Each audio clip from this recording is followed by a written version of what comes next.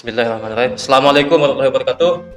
Pemirsa podcast Mas Santina, kita akan mewawancarai Sri Kandi juga yang biasa, yaitu bakal kesiswaan. Jadi waktu kesiswaan, hari ini kita akan bahas tema yang sama tentang profil, prestasi dan lain. Apa saja yang kita bahas, silakan simak, bakal seru nantinya. Assalamualaikum Bu Musrun. Waalaikumsalam. Sehat? Alhamdulillah. Bu, ini episode yang sama spesialnya dengan sebelumnya. Jadi kita akan bahas perjalanan Ibu Musrun, bagaimana karirnya sebagai guru. Dari namanya khusus ini Bu ya. Namanya sangat kental dengan saya juga. Jadi sebenarnya satu rumpun dengan Bima Bu ya. Iya. Orang Makassar itu. Jadi Perantauan. Bu Musrun Mauke. Iya. Itu marga Mauke. Marga ya. Bu, sebelum jauh bahas kita karir, saya ingin tanya dulu Bu. Karir Ibu di guru tahun berapa mulai di Bali? Berangkat dari karir apa? Apakah langsung guru atau memang pernah jadi pegawai dulu atau di madrasah ini? Atau memang ada proses lain sebelum masuk guru? Iya. Itu yang ingin saya tahu. Enggak. Iya. Terima kasih ya Pak Sabar ya atas diundangnya saya di podcast ini. Jadi awalnya sih saya dari Sulawesi ya asalnya. Sulawesi. Ya, lahirnya di Makassar, besarnya di Gorontalo. Karena ibu orang Makassar dan bapak orang Gorontalo. Jadi kita setelah semua anak-anaknya lahir di Makassar, kemudian bapak meneruskan karirnya di Gorontalo. Jadi seperti itu. Ya, pendidikan apa semuanya di Gorontalo. Dari TK, SD, SMP, SMA sampai kuliah. Ya. Setelah itu baru saya menikah di Gorontalo, baru dah ada keluarga suami yang ke Bali, saya ikut ke Bali. Jadi seperti tahun itu. berapa di Bali itu? Tahun 95. 95. Ya. Berarti nggak jauh juga sama Bu Musrun. Bu Sri ya? Bu Sri 93. Oh iya mungkin ya. 95 itu langsung jadi guru atau ada karir lain? Ya, di sini waktu balik ke sini jadi belum langsung jadi guru. Memang sih mendaftar ikut pengangkatan tapi ya belum rezekinya waktu itu. Nanti rezekinya di tahun 97 suami terangkat, kemudian saya menyusul di 99. 99 ya, diangkat kan? 1999 ya. Di mana dulu awal? Langsung di sini. Di ya. angkat 3. Iya. Oh, iya. Dari 99 masa reformasi berarti Bu ya? Iya, pas masa reformasi. 99 berarti sekarang udah tua, hampir 25 tahun itu. Iya, 24 ya. 24 tahun ya, 24 tahun. Ngajar apa tuh Bu awal-awalnya? Sudah ya, waktu masih awal sih masih belum, karena kita kan di sini masih madrasahnya masih berkembang. Jadi kan belum semua sesuai dengan bidang studinya. Jadi masih awal saya sempat mengajar PPKN, mengajar matematika selain pelajaran saya IPA. Di waktu itu kan masih fisika. Nah, kemudian setelah itu kan karena ada kurikulum K13 berubah menjadi IPA terpadu. IPA terpadu. Ya. Jadi Ibu sudah melewati berbagai macam perubahan kurikulum ya. Ya. Dari PTSP. Ya, seperti itu. Banyak. K13 sekarang kurikulum Merdeka. Iya. Oh iya.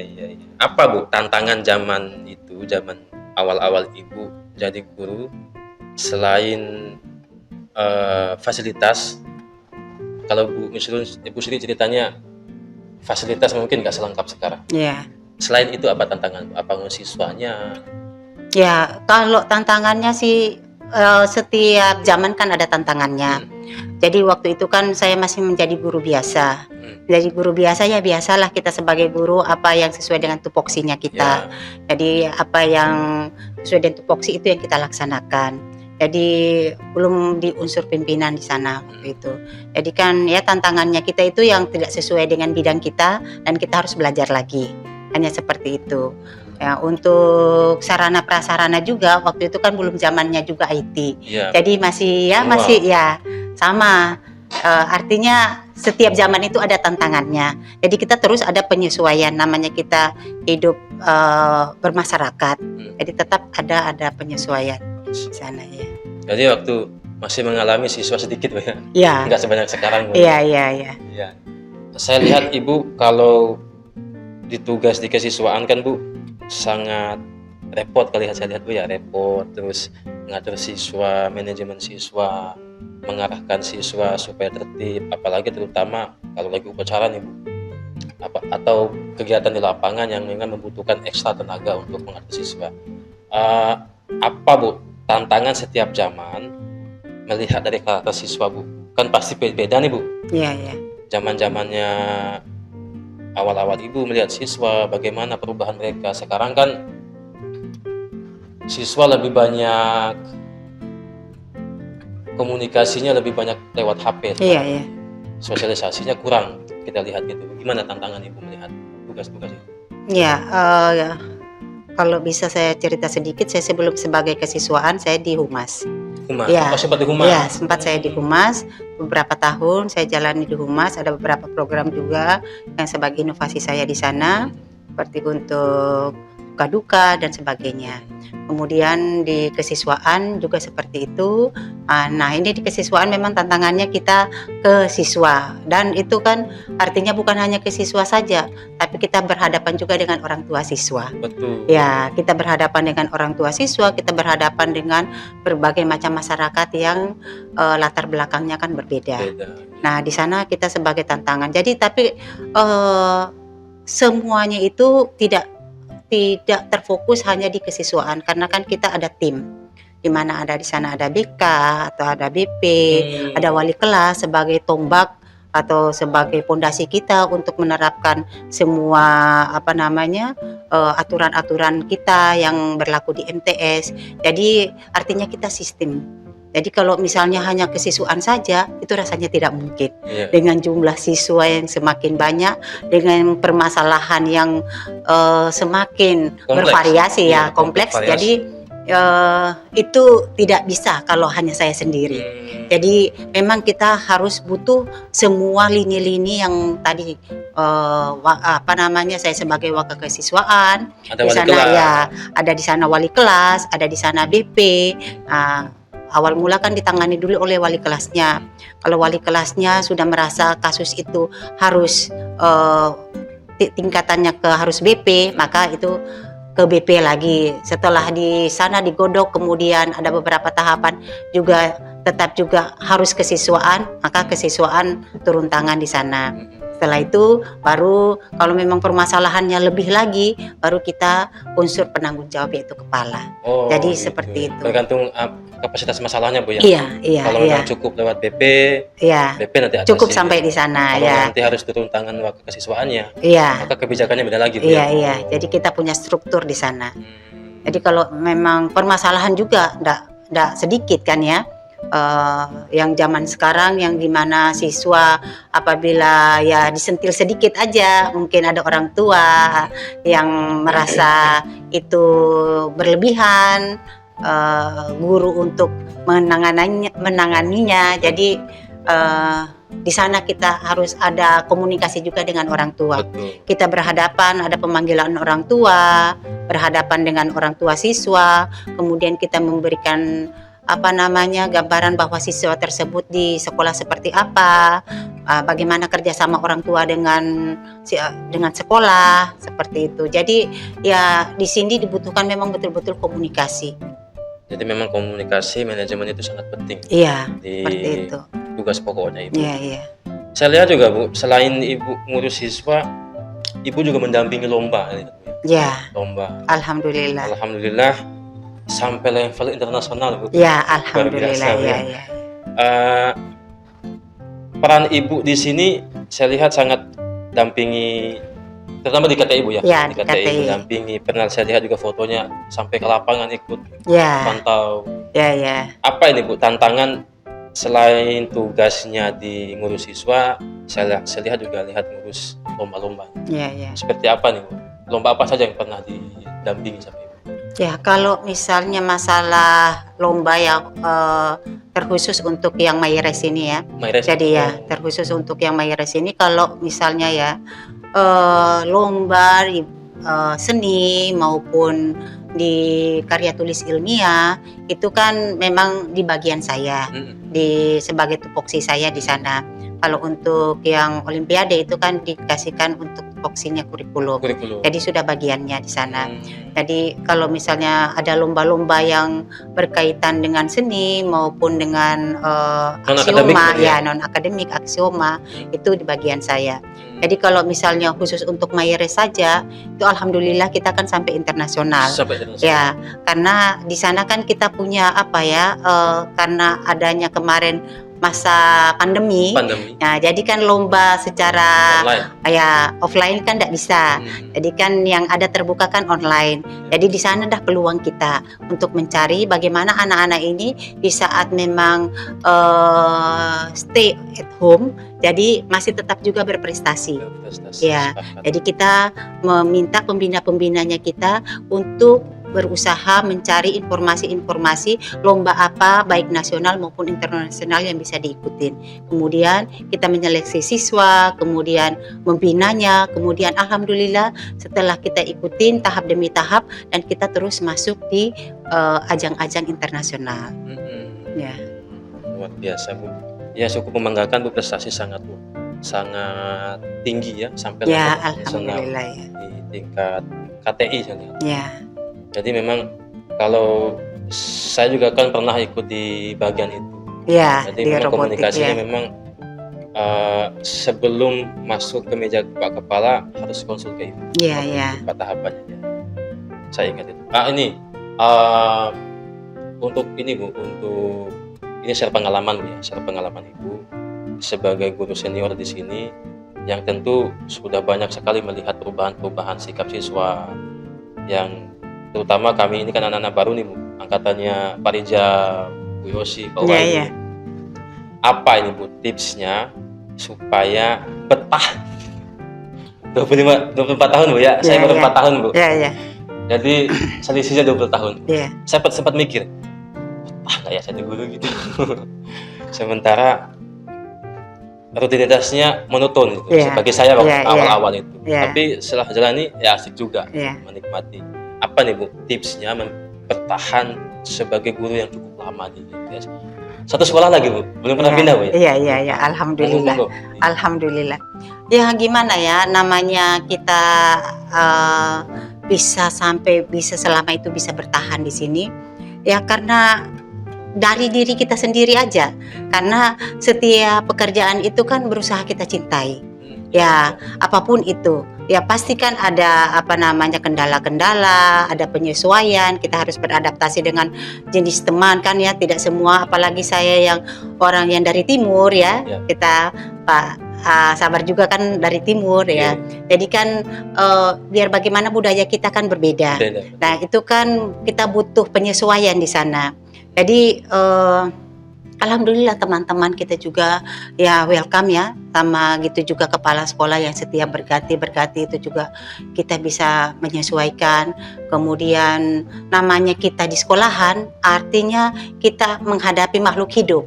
Jadi dengan kriteria yang berbagai variasi siswanya, itu juga teman-teman kita. Kalau kita mungkin di kantor, kita berhadapan dengan yang benda-benda mati, administrasi. Jadi kan rasanya kan itu lebih menjenuhkan lagi. Jadi kalau kita dengan siswa, ya dengan berbagai macam karakter siswa itu yang menjadi pembelajaran juga bagi kita. Bahwa ya seperti inilah yang harus kita hadapi. Jadi rasanya semakin lama untuk saya sendiri rasanya tidak merasa jenuh dengan aktivitas karena padahalnya menerima Bu. Iya akhirnya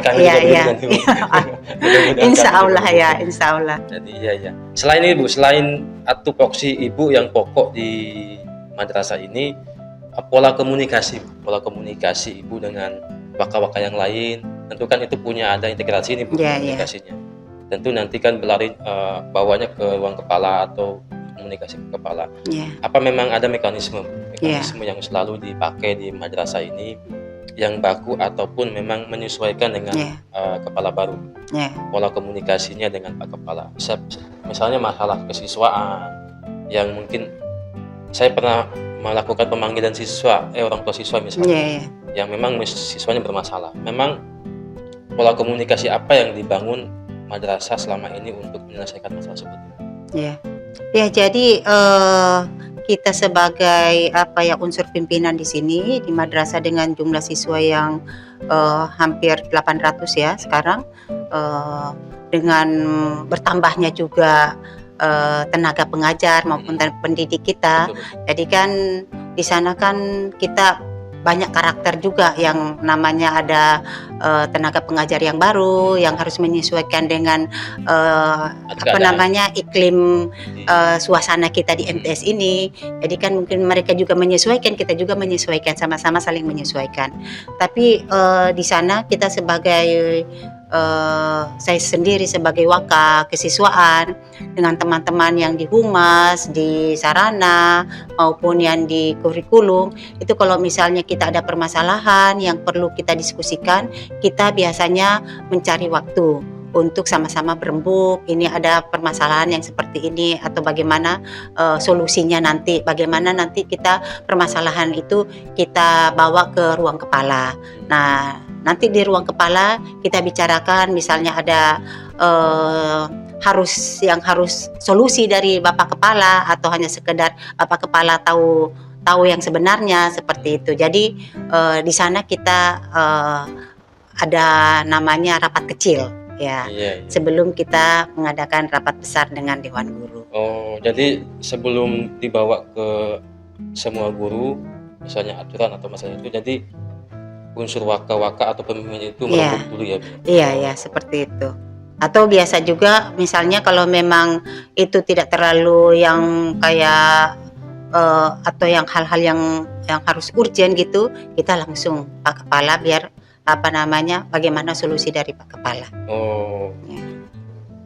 Ya Bu, ya. Ini sebelum berakhir Bu, ingin tanya dulu. Ke depan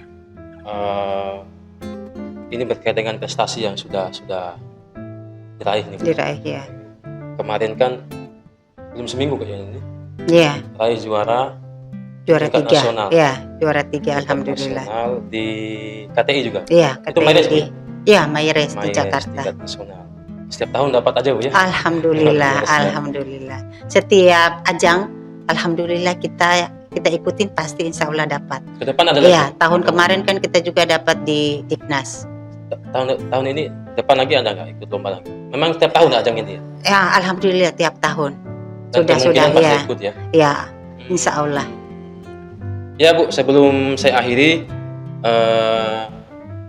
ini minta pesan-kesan dari Ibu Wakil Kesiswaan supaya entah ini kami guru muda yang baru sudah ketemu langsung dengan Ibu dan awal-awalnya memang seperti kata Ibu adaptasi memang penting. Apa yang perlu kami tingkatkan di ruang lingkup kami yang masih muda untuk bisa ya berprestasi misalnya, atau tetap semangat punya waktu untuk benar-benar menyelesaikan tugas di madrasah ini. Iya. Nah, itu yang ingin kami minta. Iya. Ya, terima kasih ya Pak Sabar ya. Jadi di sini kalau saya hanya bisa menyampaikan pesan atau kesan untuk artinya tenaga pendidik baru yang baru datang di madrasah kita, sebelum saya menitipkan itu memberikan pesan, di sini saya melihat bahwa memang tenaga-tenaga yang datang itu memang luar biasa. Kita yang sebagai tenaga tua ya, kita sebagai tenaga tua di sini rasanya memang acungin jempol karena masing-masing mereka punya bakat. Hebat. Jadi generasi yang datang, yang periode yang barusan ini, yang beberapa tenaga pendidik itu memang betul-betul memang masing-masing punya skill masing-masing, sehingga dari mereka lah akhirnya inovasi-inovasi yang ingin diwujudkan madrasah itu kan terwujud. satu persatu terwujud. Jadi yang membangun madrasah itu memang tenaga tua hanya sebagai penggerak saja, tapi yang di bawah ini, yang masih baru-baru ini, memang mereka betul-betul di lapangan dan kemampuan baik skillnya di IT-nya itu memang betul dan energi mereka untuk berinovasi itu masih ingin mengembangkan apa yang sesuai dengan bidangnya itu memang mereka itu terwujud. Jadi kita yang sebagai tenaga tua ini ya, jadi rasanya terbantu ya, sangat terbantu, luar biasa sangat terbantu. Karena dengan adanya mereka, apapun itu yang kita inginkan, yang apalagi sekarang zamannya IT, memang betul-betul sangat dibutuhkan tenaga muda. Jadi itu yang Jadi untuk selanjutnya pesan saya hanya untuk jangan sampai merasa berhenti berkarir ya, berhenti masih berkarir. Panjang, Bu, ya? Ya, masih panjang. Masih sangat panjang, panjang. Stok ya. Energinya harus stabil, Bu, ya. Iya. Dan lebih lagi ditingkatkan. Ya, kita hanya sesuai tupoksi saja. Artinya dengan kita menjalankan tupoksi, artinya tidak melihat kok teman yang lainnya seperti ini, kok saya saja, apa gimana, kita tidak tahu ke depannya kita seperti apa. Jadi semuanya itu kan tidak harus dilihat oleh manusia, karena pekerjaan kita ya yang mencatat adalah Allah yang mencatat semuanya. Jadi kalau memang kita tetap di relnya, tidak mau ingin melihat kiri kanan, tetap aja di rel, jadi insya Allah pasti akan berhasil seperti itu. Terima kasih Bu Musrun atas wejangan waktunya juga, menyempatkan hadir di ruang ini, membahas berbagai diskusi tadi dari prestasi, tugas dan pengalaman Ibu yang dibagi ke kita semua, bahkan untuk penonton juga dapat mengambil hikmah atau pelajaran dari diskusi kita ini. Baik Bu, kita akhiri diskusi kita. Sekali lagi dari tim podcast, terima kasih banyak atas waktunya. Mudah-mudahan ke depan kita ada waktu lagi untuk bahas, Bu, ya. Ya, insya Allah. Oke pemirsa, itulah diskusi kami dengan bersama Ibu Wakaf Kesiswaan, Bu Misrun Mauke, yang cukup energik dilihat, dan mudah-mudahan para penonton bisa mengambil pelajaran dan hikmah atas diskusi kami. Dan jika ada penonton memberi saran dan kritik atas tema-tema yang kami bahas, silakan tulis di kolom komentar. Jangan lupa di-share videonya jika bagus, dan beri dukungan kami untuk subscribe. Akhir kata, Assalamualaikum warahmatullahi wabarakatuh. Mat Santina Podcast, mengukir prestasi berakhlak karimah.